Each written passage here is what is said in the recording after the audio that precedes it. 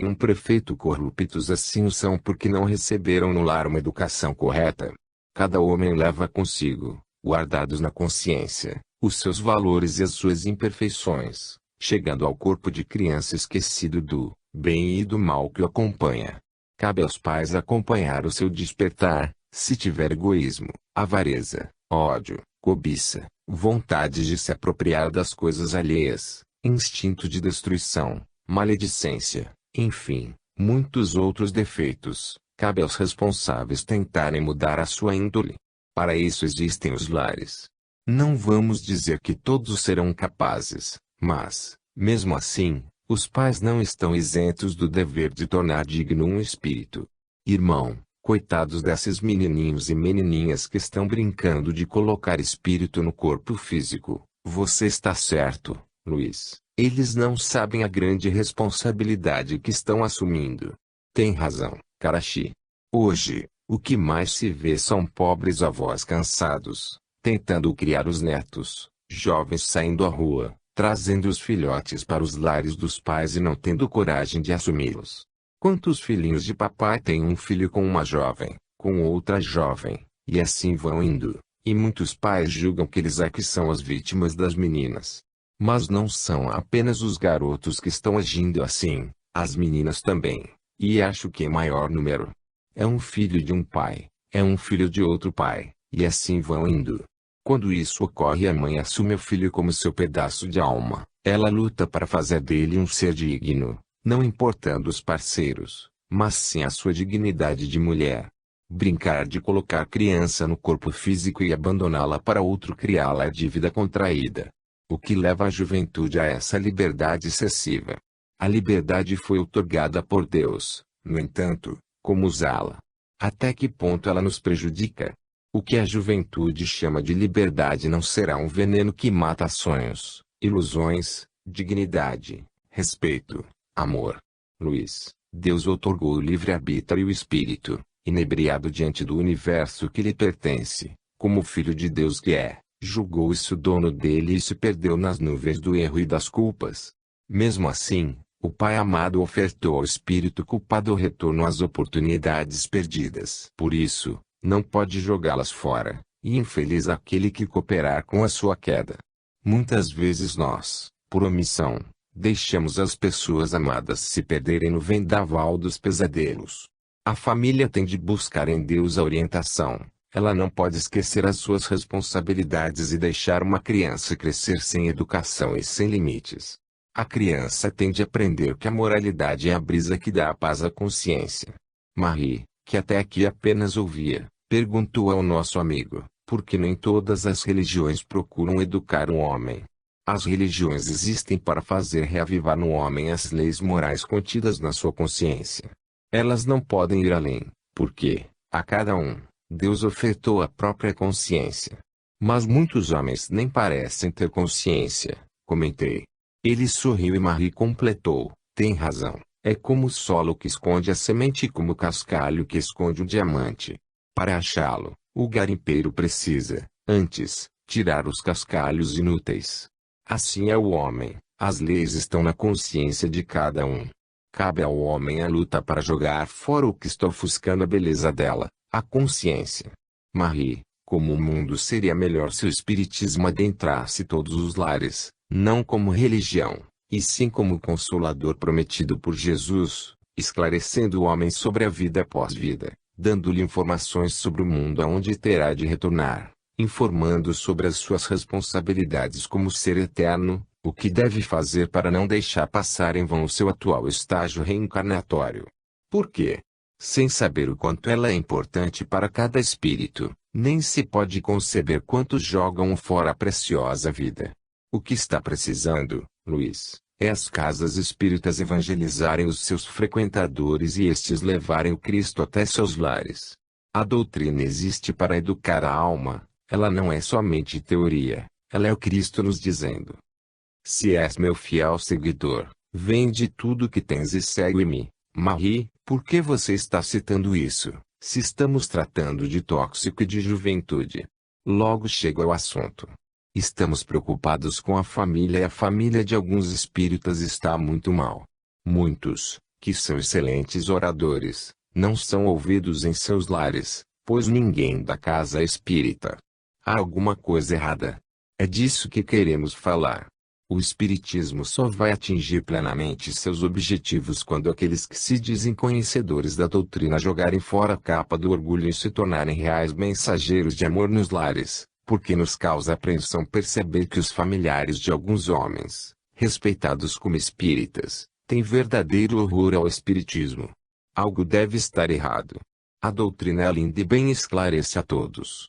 Você tem razão, Marie, sempre escrevo sobre isso.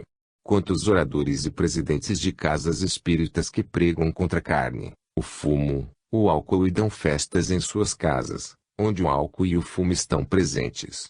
Esses são os falsos profetas. Quem vai acreditar em quem só fala e não exemplifica? Se o espírita diz que o álcool prejudica, ele não pode ingerir bebida alcoólica, mesmo socialmente. Ou gosta ou não gosta. São esses absurdos que tentam prejudicar a doutrina que tanto amamos. Muitos desses respeitáveis senhores e senhoras, que são espíritas apenas nas palavras e no centro, quando casam um de seus filhos ou comemoram algum aniversário, a bebida, o álcool e o fumo não fazem mal. Se indagados por que consentem, respondem: como posso ser contra meus filhos? Tenho muitos amigos, não posso privá-los dos prazeres da vida. Mas na tribuna ou como dirigentes de grupo mediúnicos são implacáveis. Cuidado! Cuidado, é o que sempre dizem. O espiritismo tende a atualizar-se. Alguns credos se perderam por tudo proibir e por seus sacerdotes não darem exemplos. Não conhecemos nenhum médium respeitado pela espiritualidade que nas suas festas familiares a bebida e o fumo estejam presentes. Ou somos espíritas ou não somos. Espírita morno só prejudica a dignidade da doutrina. E diz Kardec, reconhece-se o verdadeiro espírita pela sua transformação moral. Se nos dissermos espíritas, estudarmos a doutrina, pregarmos o evangelho, mas não nos educarmos espiritualmente, não teremos condição moral de transformar os nossos familiares em seres espiritualizados. Somos espíritas, mas os nossos filhos, noras e netos odeiam o espiritismo. Por que isso ocorre? Respondemos, porque não nos tornamos uma carta de carne da doutrina. Não temos condição de transmitir, através dos nossos atos, a beleza da doutrina espírita. Ainda mentimos em nome dos espíritos, ainda julgamos que somos os melhores, ainda somos egoístas, ainda somos avaros, e a família, observando. Porque ela iria nos seguir, se não vê em nós melhor alguma? Continuamos a mesma pessoa vaidosa, intransigente ou omissa, aquela que a família faz tudo errado, mas nós queremos ser os bonzinhos, ficando quietos e participando das suas loucuras. Marie, você está fogo, hein? Luiz, é vergonhoso o que se vê em algumas casas espíritas, os dirigentes brigando uns com os outros por cargos, todos querendo mandar. E doutrina, só nas palavras. Como pode um iniciante dessas casas buscar forças para as lutas da vida, se ele não encontra nos oradores, nos médiuns, na diretoria, exemplos bons a serem seguidos? Doutrina não é emprego, é trabalho, é luta, é igualdade, solidariedade. Marie, como você está com razão. Alguns estudiosos espíritas, à medida que vão crescendo intelectualmente, iniciam um processo de indiferença para com a evangelização. E sem ela, como o irmão João costuma dizer, são homens sem coração. O conhecimento espiritual é o cérebro, o evangelho, o coração. Vemos muitos conhecedores de doutrina em que só sabem proibir, quando a doutrina nada proíbe, ela alerta sobre o que faz mal, o que é nocivo à nossa evolução. Viver criticando os outros não é doutrina, é orgulho e preconceito. Toda casa espírita precisa preparar o homem para a vida física e a vida espiritual. Apenas frequentar uma casa espírita não vai salvar ninguém. O mais importante é a reforma íntima, a melhoria da alma, é banhar-se na cascata dos conhecimentos espirituais, mas também comer do pão de Deus. É ele que vai amansar o espírito, tornando digno do Cristo. É ele que vai matar a vaidade, o orgulho, a avareza, a maledicência, a cólera do nosso espírito. E o pão de Deus, trazido pelo Consolador, é que vai nos tornar espíritas, cristãos, dignos do chamado. Dizer, sou espírita, conheço as obras doutrinárias, tenho 60 anos de doutrina, faço parte desta ou daquela casa ou federação, de nada adianta, pois o seu nome não estará entre os fiéis servidores da doutrina. Muitas vezes aquele humilde frequentador da casa, que nunca foi a uma mesa mediúnica, nem a diretoria o conhece, está entre os primeiros, porque assimilou os ensinamentos da doutrina e os levou ao seu lar, onde ocorreram transformações, todos largaram os vícios, todos tornaram-se espíritas, todos tornaram-se mais cristãos. Nestes, a doutrina entrou no coração. É assim que deve ser. O espiritismo, falou Karachi, veio para mudar as almas, torná-las melhores. E espiritismo não é espetáculo para ser admirado, ele é o freio trazido pelo Consolador, dizendo, basta de erros, agora é chegada a hora da reforma íntima. Vamos jogar fora todas as nossas tendências negativas e buscar na consciência as leis divinas, procurando resgatá-las. O chamado ocorreu e nós fomos os privilegiados. Cabe a cada um de nós fazer a sua parte, sair à procura das ovelhas perdidas que se encontram longe do Senhor. Mas para isso acontecer, precisamos estar com o coração repleto de amor e caridade, porque não gritaremos em praças públicas nem obrigaremos alguém a seguir Jesus, apenas seremos uma pessoa diferente das outras, pelo olhar de amor e paz que transmitiremos aos que cruzarem o nosso caminho. Importa que mudemos para melhor, os outros mudarão, também, por estarem ao nosso lado. Assim deve ser o espírita, um raio de luz na escuridão do materialismo. O espírita, quando estuda, encontra a Deus e sabe porque a doutrina nos revela a sua bondade, o seu amor infinito, só ela nos ensina que ele não castiga, que ele é justo. Por isso, ao espírita é ensinado que devemos proceder com os outros como queremos que os outros procedam conosco. Como narra o Evangelho segundo o Espiritismo, no capítulo 11, item 7, devemos seguir os preceitos de Jesus, e um deles é aquele em que o Mestre condena todo prejuízo material e moral que se possa causar a outrem, toda postergação de seus interesses. Este princípio prescreve o respeito aos direitos de cada um, como cada um deseja que se respeitem os seus. Estende-se mesmo aos deveres contraídos com a família, a sociedade, a autoridade, tanto quanto com os indivíduos em geral. O espírita não pode alegar ignorância, pois todos os livros doutrinários ensinam como deve ele proceder, como filho de Deus que é. Outras religiões dizem que basta pedir perdão para ser perdoado, basta batizar-se para ser cristão, basta dizer Senhor, Senhor, e ganhar os céus. O espiritismo é mais racional, pois coloca o homem a par de todo o conhecimento da vida e da morte, e aquele que o professa descobre Deus, não um Deus dividido em 3 pedaços, mas um Deus uno, eternamente justo. Porque o espírita ainda duvida do poder de Deus e das suas leis. Porque não deseja segui-las. A doutrina veio para mudar o homem velho em um novo homem, renovado e justo. Se não for assim, o espiritismo para nada serve, a não ser para aumentar a loucura. E essa não foi a finalidade do trabalho dos espíritos codificadores. Em qualquer livro da codificação, encontramos o convite para a reforma íntima, para alcançar a perfeição. Se a doutrina espírita nada acrescentar de melhor na vida do homem, perde sua finalidade, vira religião, e religião, muitas vezes, mata, separando uns dos outros. O espiritismo veio para congregar os filhos de Deus num só rebanho, o do amor. Enquanto as religiões se dizem donas da verdade, prometendo o céu às suas criaturas, o espiritismo coloca um espelho à frente de cada ser, para que sejam analisadas as suas imperfeições. Por isso, a doutrina não tem mestre, tem companheiros de evolução. Todas as casas espíritas precisam orientar aqueles que chegam, e desejam desenvolver a mediunidade, que a doutrina é mais do que mediunidade, ela é a mão de Jesus nos guiando pelo caminho da perfeição. Devemos dizer, àqueles que julgam ter 1000 mediunidades, que o que importa são os seus bons atos, e não o dom mediúnico. Eles aqui irão formar a aura divina e esta, como uma antena, captará as mensagens. Queira Deus que aquele que desejar educar a sua mediunidade venha primeiro fortalecer a sua aura com conhecimentos doutrinários e, evangelizando-se, tornar-se útil aos Espíritos do Senhor. Karachi, como você conhece doutrina espírita, Luiz e Marie, se os espíritos levassem a doutrina aos seus lares, educando filhos e netos, teríamos menos drogados. Mas hoje encontramos em muitos lares espíritas pessoas viciadas em fumo, em álcool e em drogas.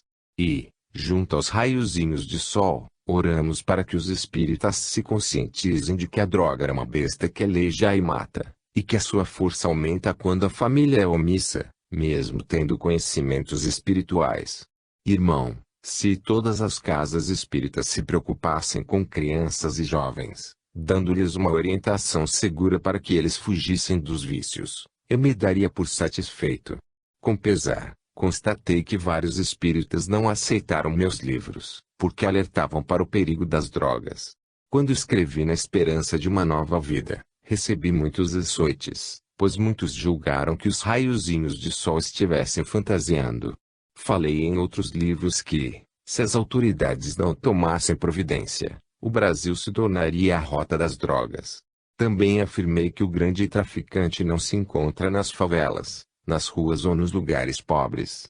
Não era o Luiz Sérgio falando, eram os espíritos superiores mandando suas orientações, através daqueles humildes escritos, num linguajar simples, para que a leitura atingisse crianças e jovens, pobres e ricos.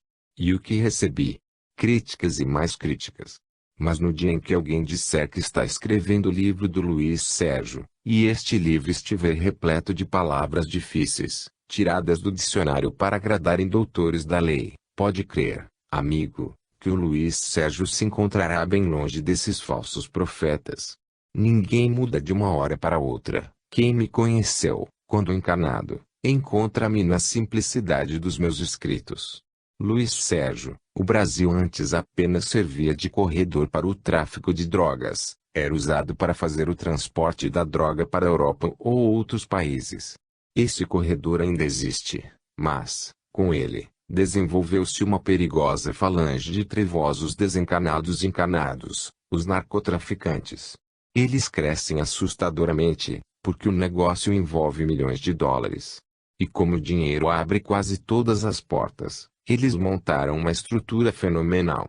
Possuem as mais modernas armas, mísseis antiaéreos, enfim, um verdadeiro arsenal de guerra, e ainda contam com colaboradores importantes, que ninguém imagina serem cooperadores dessas organizações.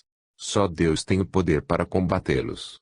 Sim, Luiz, Deus vai dar um basta. Mas até lá presenciaremos muitas pessoas desencarnando de parada cardíaca e problemas respiratórios. Qual o país com mais consumidores da droga? Infelizmente, já é o Brasil. Antes, eram os Estados Unidos.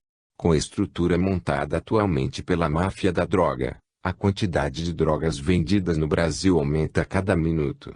Enquanto em outros países existem as drogas conhecidas, os chefões do narcotráfico do Brasil estão criando drogas novas, desde as mais baratas, o que leva os jovens a adquiri-las.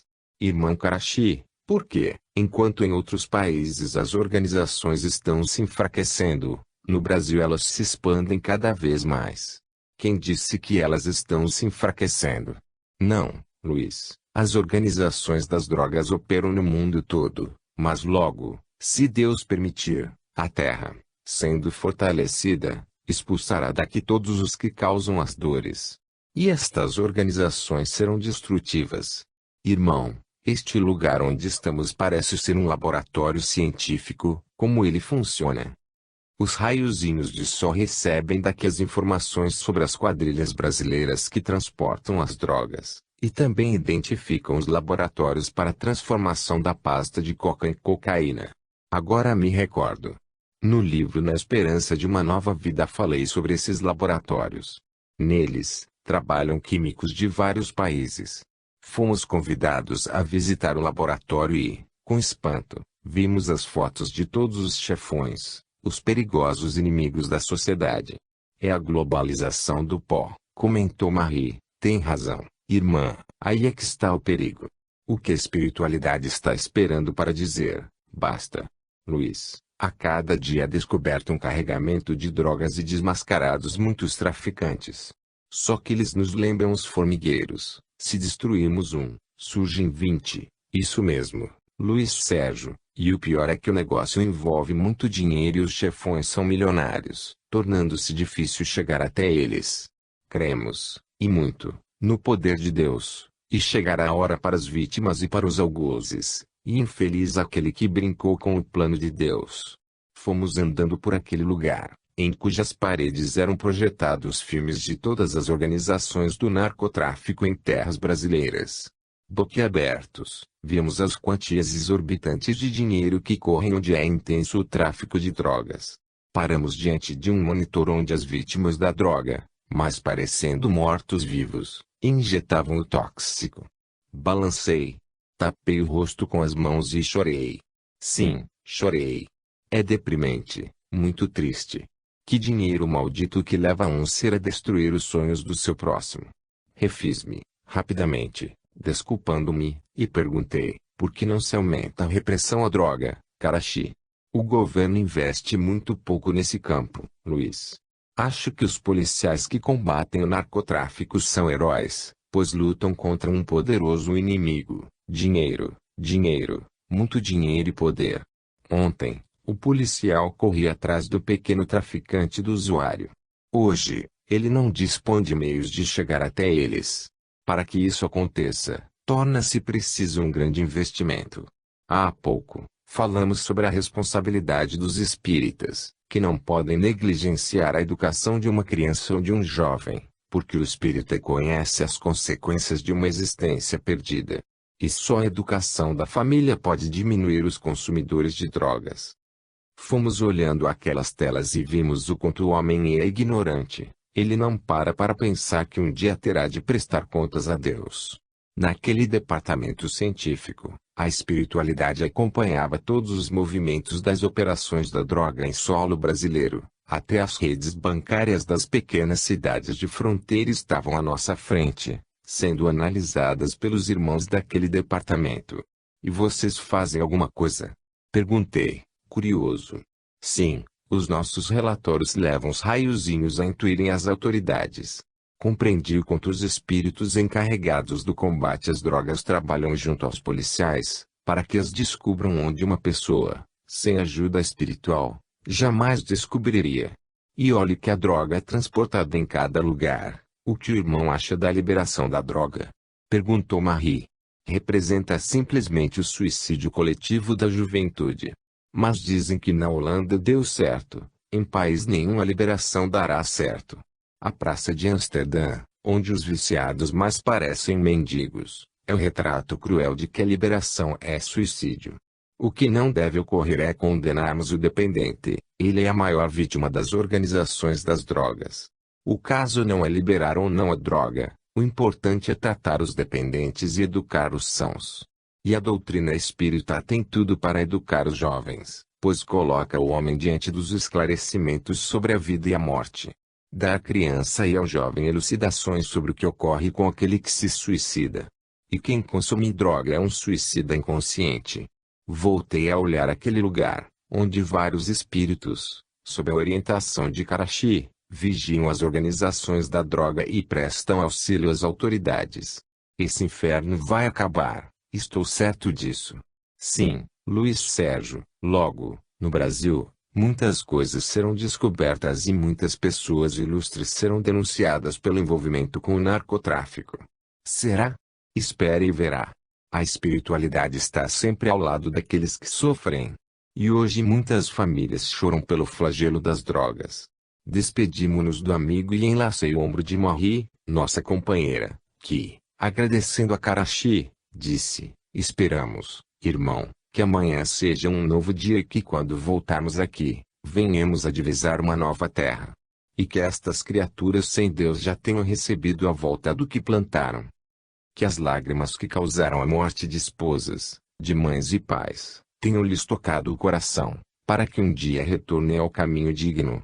Meu Deus, como é triste o mundo dos dependentes. São mortos-vivos em busca de esperança.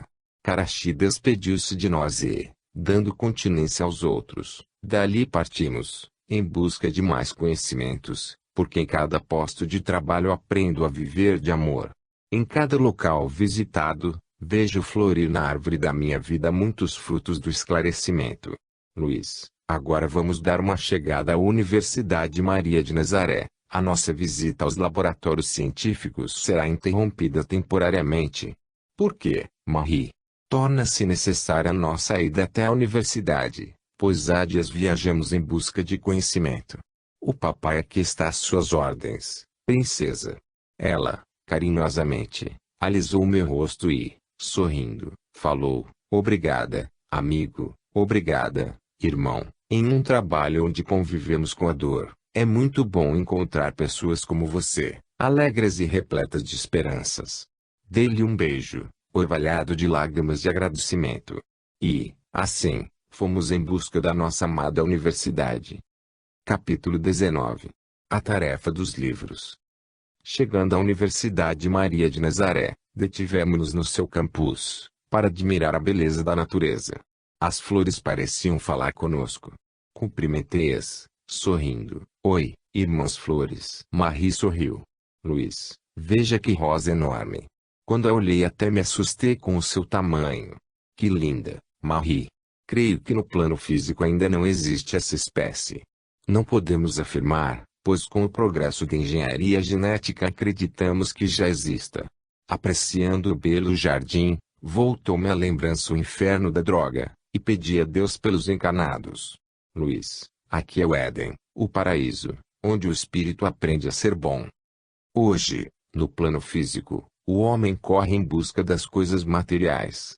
Marie, esta sua comparação recorda-me o Eclesiastes, capítulo 4, versículo 1 graus. Voltei-me para outras coisas e vi as operações que se fazem debaixo do sol, as lágrimas dos inocentes e que ninguém os consola, nem eles podem resistir à violência, visto estarem abandonados de todo socorro. É linda, Luiz, esta passagem do livro Eclesiastes. Gosto também do versículo 17, desse mesmo capítulo, vê onde pões os pés. Vale dizer, cuida de proceder de acordo com as instruções recebidas. De que adianta ouvir e não obrar? Deus não aceita sacrifícios e sim renúncias. Nos versículos 14 e 15 do capítulo 5, encontramos, do modo que ele saiu nu do ventre de sua mãe, assim mesmo sairá desta vida, e não levará nada consigo do seu trabalho. Isto é uma desdita inteiramente lamentável, do modo que veio, assim voltará. Ainda encontramos, no capítulo 12, versículo V14 igual e lembremo-nos que, Deus fará dar contas no seu juízo de todas as faltas e de todo bem e mal feito. E o homem encanado briga, calunia, mistifica, enfim, brinca com Deus, esquecendo que cada ser tem de prestar contas dos seus atos. Olhei o vai-vem dos alunos e me recordei de quando aqui vim pela primeira vez. Quantos anos já se passaram? Quanto aprendi? Quem acompanha a minha trajetória deve perceber o quanto lutei para passar para os leitores o aprendizado que fui alcançando. Agora, mesmo aprendendo muitas coisas, ainda não perdi a minha personalidade. Sou o mesmo Luiz Sérgio de ontem, irmão de todos e amigo daqueles que desejam encontrar na doutrina espírita a verdade. Não tenho intenção de ser amado pelos leitores, apenas uma grande preocupação, a de levar até eles tudo o que aprendo. Luiz, olhando este belo jardim e ouvindo o irmão falar dos seus leitores, assusta-nos, e muito, o que vem ocorrendo no meio espiritista. Não entendi. Marie, Luiz, Allan Kardec, quando escolhido para codificar o espiritismo, o fez dentro de um critério divino. Ele não se envaideceu nem desejou tornar-se conhecido. Ele apenas tentou, desesperadamente, realizar um trabalho digno e verdadeiro. Aí está a beleza da doutrina espírita. Ao ler os livros doutrinários, o homem não se preocupa com o nome de quem os escreveu nem com quem recebeu as mensagens. E hoje não é assim. Existe uma vaidade muito grande entre os médiuns. Eles desejam, logo que iniciam, escrever e se tornarem conhecidos. A doutrina é a doutrina e a obrigação de qualquer médium é estudá-la. Se ele estuda, Não tem a preocupação de colocar nomes conhecidos nas suas mensagens. É verdade, Marie. Quantos médiums já disseram que recebiam André Luiz, Emmanuel, Joana de Ângeles, Bezerra, e os seus livros se perderam na brisa do esquecimento. Perpetuaram-se apenas as obras dos seus verdadeiros médiuns, escolhidos por eles para essa tarefa. E depois, Luiz, existem espíritos preparados para transmitirem as mensagens, mentores dos próprios médiuns. Ambos, espíritos e médiuns, munidos de vaidade, despreparados, colocam em seus escritos nomes respeitados e conhecidos. Marie, já falei tanto sobre isso que até cansei. A Universidade Maria de Nazaré existe para educar o espírito, e as casas espíritas, para evangelizar quem as busca. Portanto, elas têm por dever orientar os seus médiuns sobre o perigo do deslumbramento. Deslumbramento? Sim, Luiz. Quase todos os médiuns, iniciantes ou não, podem cair no ridículo de usar nomes conhecidos, para sair do anonimato. Tarefa não é missão, tarefa é trabalho. Conhece-se o trabalhador por suas obras. Quem recebeu de Deus uma tarefa tem de torná-la uma bela obra divina. Aí está a diferença, Luiz. Nem todos os que se dizem obreiros do Senhor realizam algo em seu nome. Julgam-se tarefeiros, mas a vaidade e a ganância lhes fazem companhia. Estávamos apreciando o jardim da universidade, e quem veio ao nosso encontro? Irmão João e Corina. Luiz Sérgio, que bom vê-lo de novo entre nós. Corina abraçou Marie, João, respeitosamente, cumprimentou-a. Assim que pudermos o visitaremos, João, informou Marie. Olhando-nos com aquele olhar tão querido, irmão João sorriu tristemente. Luiz Sérgio, cuidado. As aves têm ninhos e Deus ampara os que lutam pela verdade, mas abutres fazem tudo para atrapalhar o seu caminhar. Marie comentou. João, no livro de Jeremias, capítulo 6, versículos 10 a 11, encontramos: a quem falarei eu? A quem conjurarei que me ouça? Os seus ouvidos estão incircuncidados, não podem ouvir. A palavra do Senhor tornou-se para eles um motivo de opróbrio, não a receberão. Por isso é que eu estou cheio de furor do Senhor, estou cansado de sofrer. João permaneceu calado e logo perguntei: alguém pode explicar esta passagem? Incircuncidados quer dizer insensíveis, incapazes de ouvir a lei de Deus, e assim o profeta não sabe a quem falar, explicou-nos irmão João. Agora compreendi. Também, explicado pelo irmão. Ele sorriu e Corina nos cumprimentou pelo estudo do Evangelho. Logo após, eles se despediram e Marie, olhando aqueles dois belos espíritos se afastarem, disse-me: querido Luiz, basta de apreciarmos a natureza. Vamos até os nossos irmãos que nos esperam, e saber o que eles têm para nós. Estava tão curioso, que tive vontade de gritar: nós amamos vocês. Percebi, junto a nós, uma canteiro de gramas formando a seguinte frase: nós amamos você, que muito representa para mim, pois me coloca novamente diante da Universidade Maria de Nazaré. Este é um lugar aonde todos os espíritos sonham chegar, mas poucos renunciam o suficiente para receber esse prêmio. Em uma determinada sala, encontramos Elvine e Hortência que, com carinho, nos receberam. Irmãos, este é o Luiz Sérgio, aluno da universidade, que presta serviço nos umbrais e leva até o plano físico as suas experiências. Hortência me saudou: que Deus nos ampare hoje e sempre. Feliz o espírito que luta pela perfeição, que não se detém diante das dificuldades. Acompanhamos o seu trabalho e oramos para que o irmão continue ajudando seus irmãos. Com emoção, escutamos a nossa irmã, não só nos dar as boas-vindas, como a nos alertar para os perigos que podem ocorrer com os espíritos que trabalham junto aos encarnados.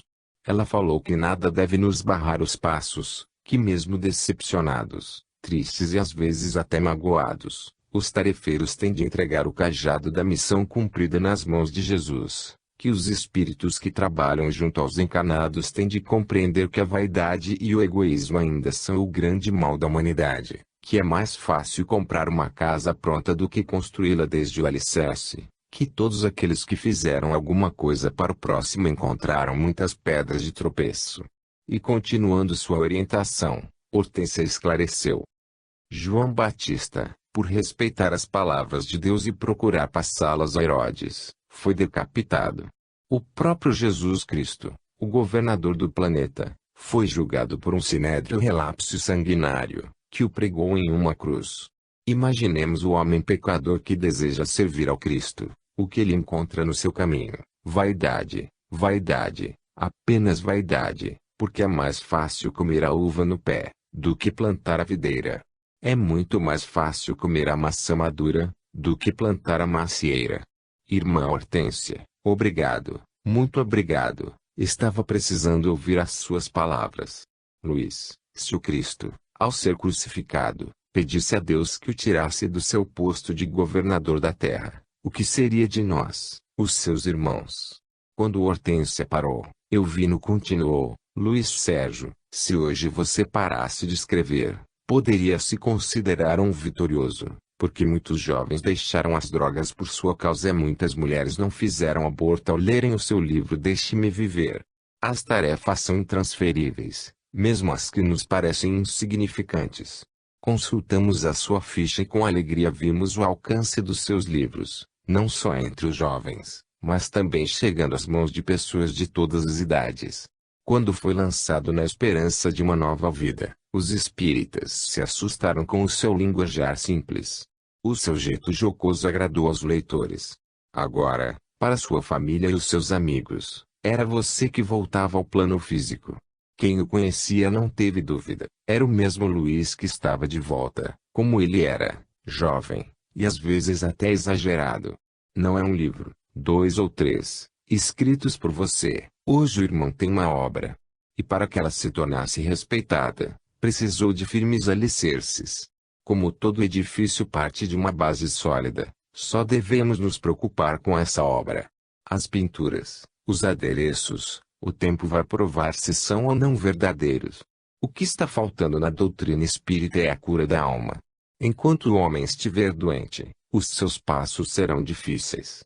Mas, para curar-se, a alma deve procurar o Consolador e se esforçar para dissipar suas tendências malignas pela brisa do Evangelho de Jesus. A caminhada é longa e repleta de atalhos e o viajante atento deve estar sempre preparado. Nada deve pegá-lo desprevenido. As obras do médium Francisco Cândido Xavier estão aí, e a cada dia são mais e mais respeitadas e amadas. Onde estão os outros médiuns que psicografam com os espíritos missionários que escrevem com o Chico? As obras de outros médiuns, escritas por Emanuel, André Luiz, perderam-se no esquecimento. A obra de André Luiz é um farol de luz na doutrina espírita.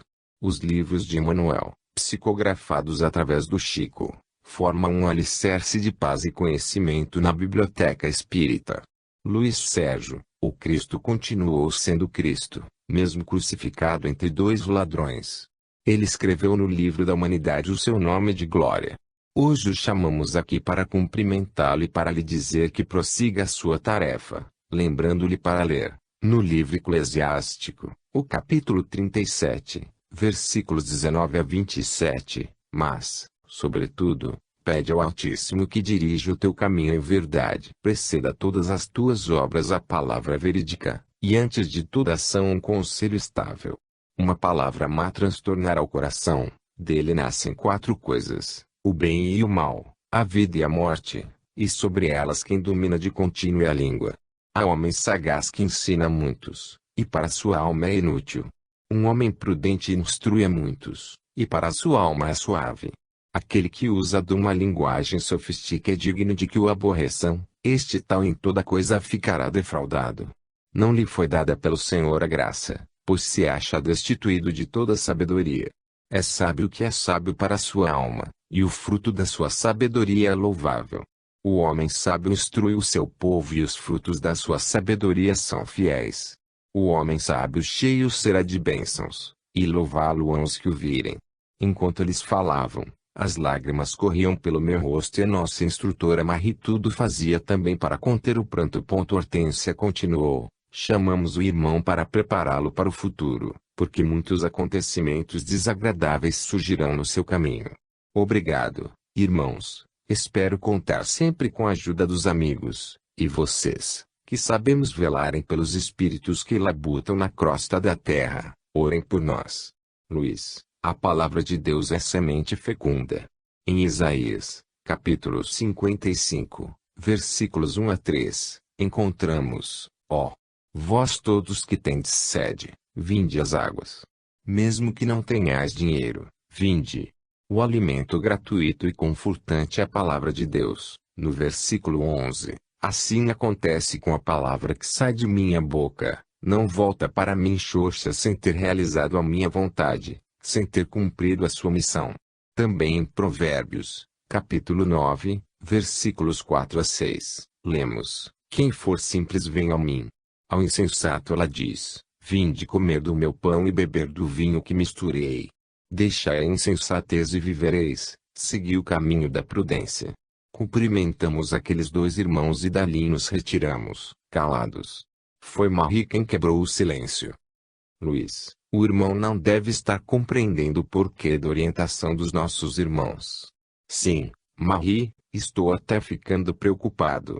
Queremos apenas que você se conscientize do valor do seu trabalho e que seja fiel a tudo que lhe é permitido transcrever, porque os livros espíritas existem para orientar o homem e lhe curar a alma. Eles não existem para envaidecer médiuns que os psicografam, pois não pertencem ao médium, e sim aos espíritos. Desejar apenas vender livros é brincar com o Espírito Santo? Quanto a isso, irmã, fico descansado, pois a minha maior preocupação é com os leitores. Luto para que tudo o que chegar às mãos deles tenha saído do departamento da psicografia, sendo essa a causa dos meus livros demorarem tanto a ser publicados. Eles sofrem uma censura severa dos mentores da Casa de Maria. Às vezes, ficamos impacientes com a demora, mas Deus conhece as minhas limitações. Luiz, engana-se quem julga que basta desejar para psicografar. É isso mesmo. Tudo tem de obedecer a uma disciplina dura. A médium com quem psicografo tem livros escritos há 20 anos, que ainda não foram liberados. Ainda bem que é assim, porque espírito não contrata advogado nem pode fazer exame de DNA. Marie sorriu. Você é demais, Luiz. Brinca até com coisas sérias. É verdade, Marie, como pode o espírito provar que meu filho não é dele? Irmão, o leitor estudioso conhece o estilo da escrita e jamais será enganado. Não sei, não, Marie, quantos homens inteligentes julgam que um filho é de alguém, quando não é. Não brinque, Luiz, o assunto é sério e necessita ser analisado. Não é justo que alguns médiuns vêm fazendo, colocando nomes de espíritos conhecidos nas mensagens que recebem. Irmã, até Jesus e Maria vêm psicografando. Tem razão, são esses tristes fatos que desmoralizam a doutrina. O certo foi Allan Kardec, que ignorou quem segurava o lápis, só se interessando pelos que elaboraram a codificação. Infelizmente, os tempos mudaram. Nisso, alguém aproximou-se de nós. Como vai, Luiz? Abracei o amigo Carlos e ele, respeitosamente, beijou as mãos de Marie. O que faz aqui, Carlos? Estou trabalhando nos departamentos científicos. Então não tem acompanhado os raiozinhos de sol? Não. Hoje quem acompanha o Enoque são psicólogos, psiquiatras, psicoterapeutas, enfim, espíritos que tratam de doentes da mente. Está certo, os dependentes são mesmo doidões. E você, amigo, como está? Sempre alegre e feliz? Marie respondeu por mim. O Luiz continua o mesmo garoto querido e amigo, que busca desesperadamente crescer, e para que isso ocorra, trabalha. Trabalha. E trabalha. Quando desejar, dê uma chegada até o departamento de cura para conversarmos. Obrigado, Carlos, mas estou fazendo muitos cursos e o tempo é pouco para tanto trabalho. Ainda conversamos muito com aquele grande amigo, médico querido de muitos encarnados. Ele nos fez lembrar a Comunhão Espírita de Brasília, onde trabalhava no grupo de cura. Acreditamos que quando terminar os seus cursos ele voltará àquela querida casa, onde sempre trabalhou. Agora ele deve estar buscando novos recursos para melhorar a vida dos encarnados. Quando Carlos se retirou, Marie segurou bem forte o meu braço, dizendo: admiro o seu amor pelas pessoas que passam pela sua vida. Marie, adoro todos aqueles que me ajudaram e que ainda me ajudam a escrever o livro da minha vida, livro esse que entregarei a Deus, um dia. São criaturas que amo muito e a nenhuma delas poderei esquecer. Luiz, muitos perguntam por que o irmão deixou de escrever com a médium Alaide. Alaide foi o farol, a mão amiga, o beijo suave, o amor irmão, o riacho humilde que molhou meus lábios ressequidos de saudades. Marie. Foi o primeiro porto seguro, o barco amigo que me socorreu naquelas horas de torpor, que ocorrem com todos os que deixam o corpo físico, principalmente como deixei o meu. Alaide foi a primeira amiga, a orquídea da minha vida espiritual. Não deixei de psicografar com Alaide, a doença é que tirou Alaide do meu caminho, impossibilitando-a de psicografar. Sabe, Marie, quando Alaide parou, Irene já estava sendo preparada para fazer esse trabalho comigo. No início, Irene relutou muito em contar para sua família e também para nossa que recebia minhas mensagens. Achamos ótimo você esclarecer esse fato. Sei que vários leitores escrevem, perguntando por que eu deixei Alaide. Tudo na espiritualidade obedece a uma disciplina rígida, e a psicografia é uma das mais duras. Sempre vou visitar-lhe ela. Sentindo a minha presença, chora baixinho. Sabemos que logo ela estará deixando o corpo físico, corpo esse que muito a maltratou. Mas Deus me dará a condição de estar ao seu lado na hora suprema. Quero abraçá-la bem forte e demonstrar-lhe o quanto a amo. Alaide recebeu a tarefa de me guiar os primeiros passos no mundo espiritual, e Irene recebeu a tarefa de, juntos, iniciarmos uma campanha contra as drogas. E você bem conhece as dificuldades desse trabalho. Quando iniciamos, nenhum mundo espírito aceitava. Era crítica de todos os lados. Mas, tudo que escrevi hoje tornou-se tão comum. Alertei que o Brasil corria o perigo de se transformar na rota da droga, e hoje os traficantes dominam e assustam a sociedade brasileira com seus atos de violência. E o nosso país querido, que foi escolhido por Deus para tornar-se a pátria do Evangelho, está sofrendo por ver as suas crianças se prostituindo para comprar drogas. No livro Driblando a Dor fiz novo alerta, mas alguns disseram que tudo o que eu escrever era pura fantasia. Sua tarefa não é fácil, Luiz.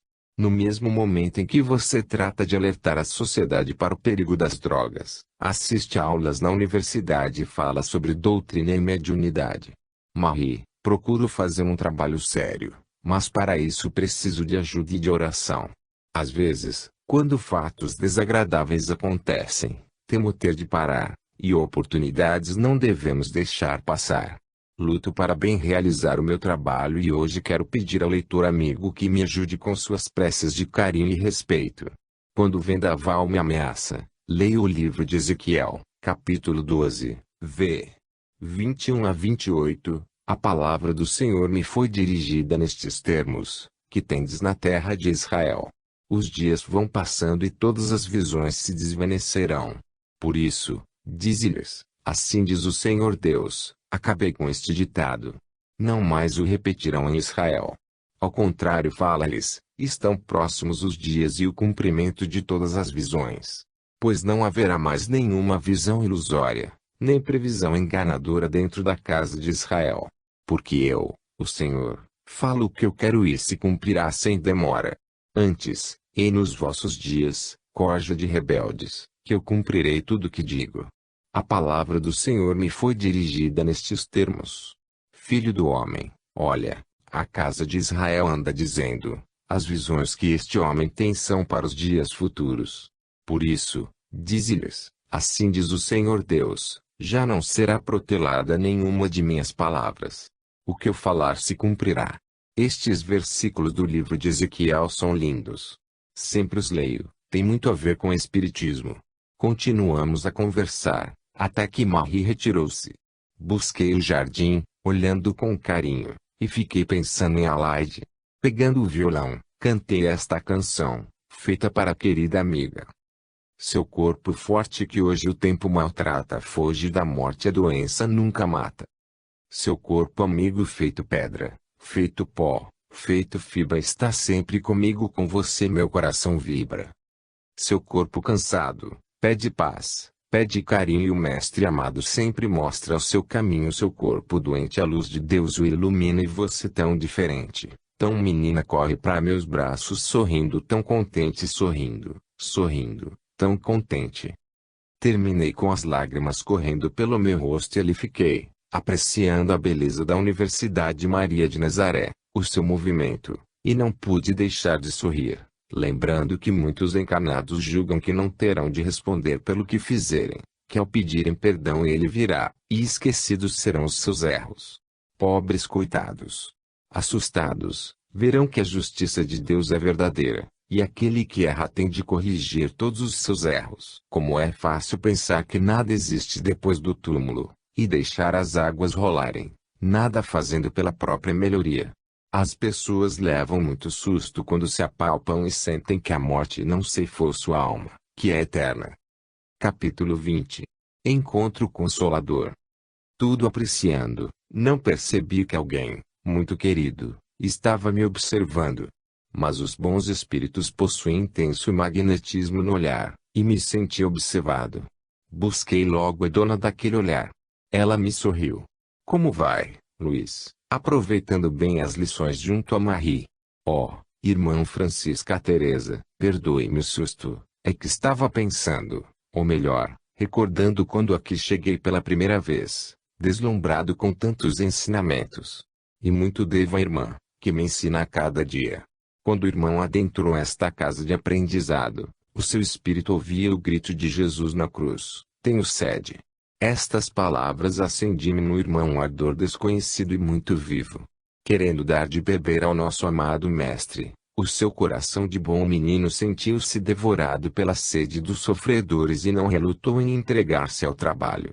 Feliz, Luiz, o homem que não corre das responsabilidades por covardia. Ninguém deve deixar na beira do caminho a sua cruz.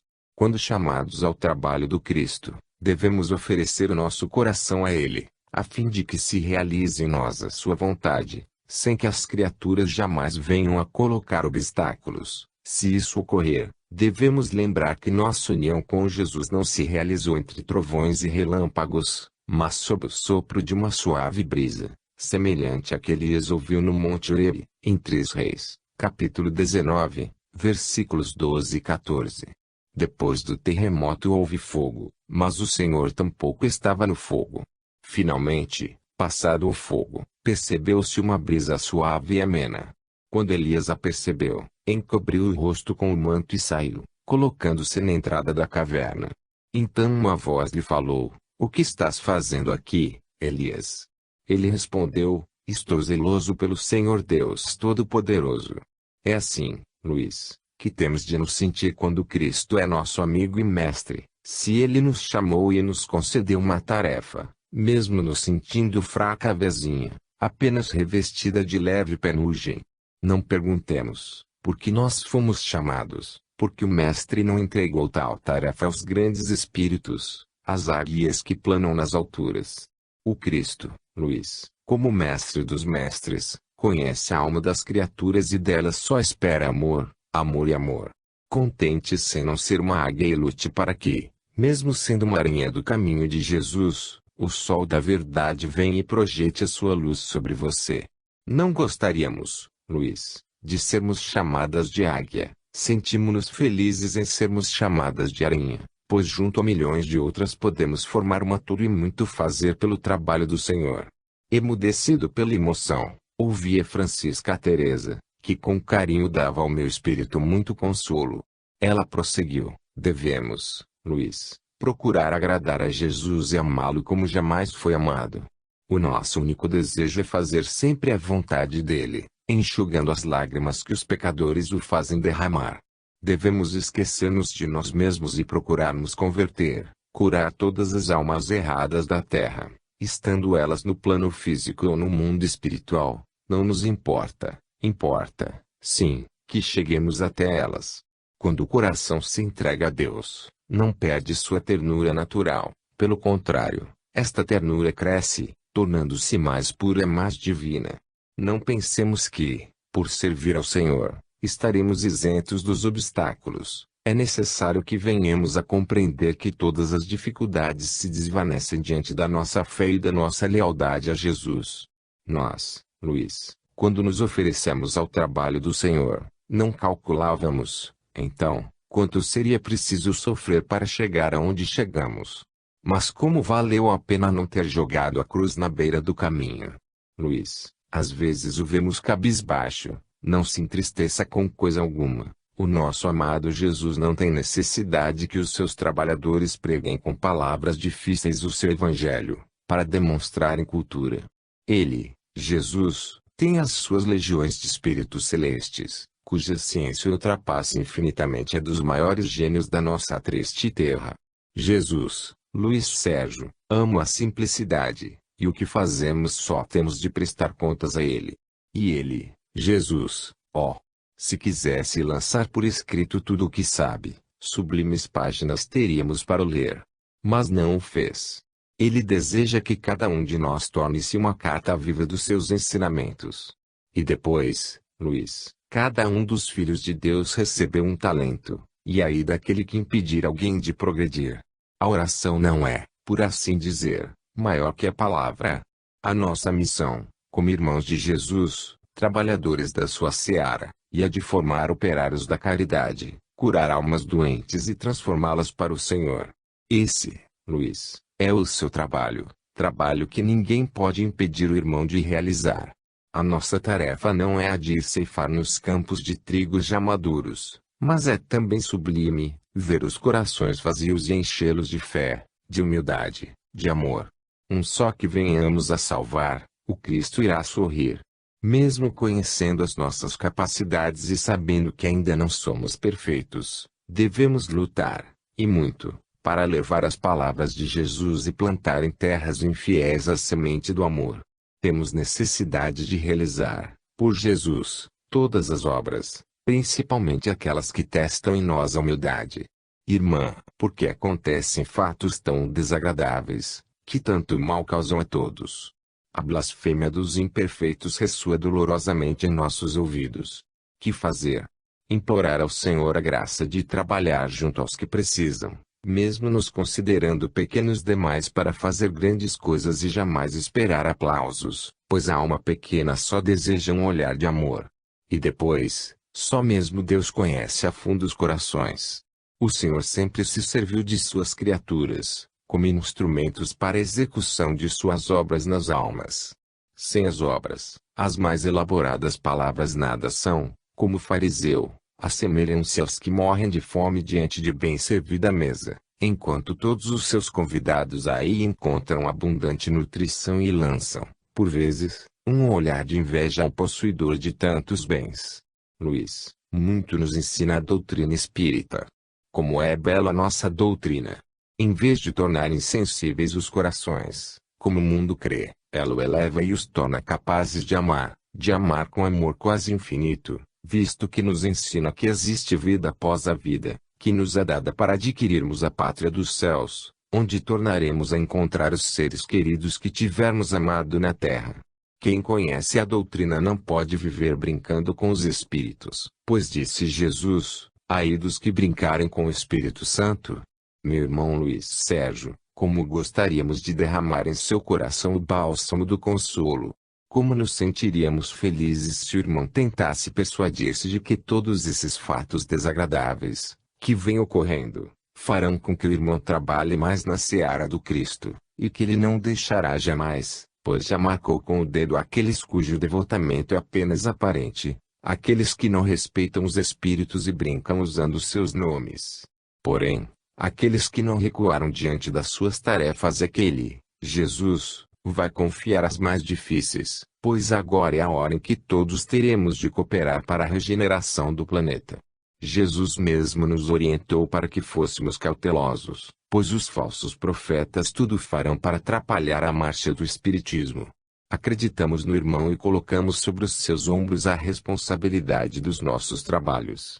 O irmão tornou-se querido por alguns leitores, mas o seu trabalho é muito maior do que as pessoas julgam. A sua tarefa é transformar almas, salvá-las, orientá-las, e não apenas vender livros. pode unir-se intimamente a Deus um coração entregue à vaidade e às coisas do mundo físico. É tão fácil conhecer os trabalhadores do Senhor. A fascinação das bagatelas do mundo seduz até as almas afastadas do mal, como vemos em Sabedoria, capítulo 4, versículo 12 igual porque a fascinação das rivalidades escurece o bem,